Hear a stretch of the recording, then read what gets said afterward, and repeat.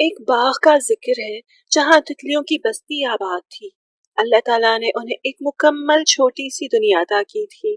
ہر درخت کی ٹہنی پر تتلیوں کے ننھے منھے گھر تھے اور اسی وسیع باغ کے رنگ برنگے پھولوں کا رس ان کی غذا تھی۔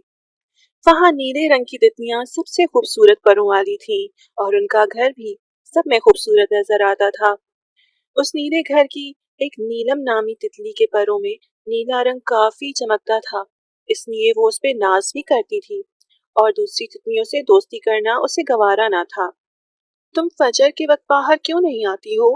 ایک ننھی پیلی تتلی نے نیلم سے پوچھا۔ مجھے عام تتلیوں کی قطار میں شامل ہونا پسند نہیں، اس لیے میں دیر سے آ کر پھولوں کا رس لیتی ہوں۔ تتلیوں کا یہ اصول تھا کہ وہ فجر کے برکت والے وقت میں ہی رزق چنتی تھیں، تو ان سب کو نیلم کی سستی بہت بری لگتی تھی۔ ایک دن باغ میں طوفانی بارش کا اندیشہ ہوا تو ساری تتلیاں اپنے گھروں میں چھپ گئیں۔ بھلا اس کا شاندار رنگ کیسے مان پڑ سکتا ہے؟ یہ سوچ کر وہ شام تک باغ میں پھرتی رہی۔ طوفانی بارش شروع ہوئی اور آنن فانن نیلم پر ٹوٹ پڑی۔ وہ کسی طرح بچتی بچاتی گھر پہنچی۔ ارے تتلی، تم کون ہو اور ہمارے گھر کیوں آئی ہو؟ نیلم کے گھر والوں نے تعجب سے اس سے پوچھا تو وہ خود حیران رہ گئی۔ یہ کیسا سوال ہے؟ میں نیلم ہوں، آپ سب کی نیلم۔ یہ کہہ کر اس نے اپنے پر لہرائے، لیکن اس کے پروں کا رنگ اڑ گیا تھا، وہ بے رنگ ہو چکی تھی۔ گھر والوں نے اس کا یقین نہ کیا اور اس کو گھر سے نکال دیا۔ بارش برس کر پوری ہوئی اور بادلوں سے آسمان صاف ہوا۔ چاند کی روشنی میں وہ اپنے بے رنگ پروں سے اڑتی ہوئی ایک پھول پر آن بیٹھی۔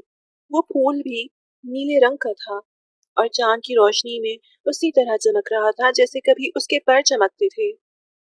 وہ اور اداس ہوئی اور پھول سے خفا ہوئی کہ تمہارا رنگ طوفانی بارش میں کیوں نہیں گم ہوتا؟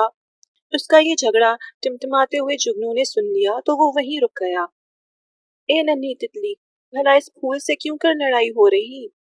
اس نے جگنو کو اپنی آپ بیتی سنائی تو وہ بھی فکر مند ہوا۔ ہاں، ایک بار میری روشنی بھی اسی طرح گم ہو گئی تھی۔ ہم جگنوں کا اصول ہے کہ ہمیں ہر اندھیرے راستے کو روشن کرنا ہوتا ہے، لیکن میں سمجھتا تھا کہ میں سب کو راستہ دکھانے میں اپنی روشنی ضائع کیوں کروں، اس روشنی کو چھپا چھپا کر محفوظ کیوں نہ رکھوں۔ اس لیے ایک دن میں نے اندھیرے میں اپنی روشنی چھپا لی اور پھر وہ روشنی مجھے دوبارہ نہ مل سکی۔ جگنو اپنی آبیتی سنا کر کافی اداس ہوا۔ پھر آپ کو یہ روشنی واپس کیسے ملی؟ تتلی نے مارے تجسس کے ٹمٹماتے جگنو سے پوچھا۔ پھر میں ایک دن مسجد میں گیا، وہاں فرشتے پوری کائنات کی روشنی جمع کرتے ہیں نا، وہاں میں نے اللہ سے بہت معافی مانگی کہ آئندہ میں آپ کی نعمت سے سب کو فائدہ پہنچاؤں گا اور سب کو راستہ دکھاؤں گا۔ پھر وہیں اسی جگہ مجھے اپنی روشنی واپس مل گئی۔ تم بھی اگر اپنی غلطی مان لو اور اپنی اصلاح کا ارادہ کر لو تو یقیناً اللہ تمہیں تمہارے رنگ لوٹا دے گا۔ جگنو اسے راستہ دکھا کر اندھیرے میں کہیں گم ہو گیا اور تتلی وہیں بیٹھے بیٹھے اللہ تعالیٰ سے باتیں کرنے لگی کہ یا اللہ، مجھے معاف کر دیں، میں آئندہ کسی کو خود سے کم نہیں سمجھوں گی، سب کے ساتھ مل کر رہوں گی، بڑوں کی بات مانوں گی، فجر کے وقت رزق ڈھونڈوں گی اور اصول نہیں توڑوں گی۔ توبہ کرتے کرتے وہ رونے لگی، اس کے آنسوؤں سے پھول کی پتیاں بھر گئیں اور ان آنسوؤں کی نمکینی سے پھول کا رنگ بہہ گیا اور بہتا ہوا اس کے جمع ہوئے آنسوؤں میں بھر گیا۔ پھر یہ چمکتے ہوئے نیلے آنسو اس تتلی کے پروں میں جذب ہو گئے، یوں اس کے پر دوبارہ اپنی اصل صورت میں واپس آ گئے۔ فجر کی اذانیں شروع ہو گئیں اور ساتھ ہی اس کے گھر والوں کی آوازیں بھی کہیں دور سے قریب آتی ہوئی سنائی دے رہی تھیں۔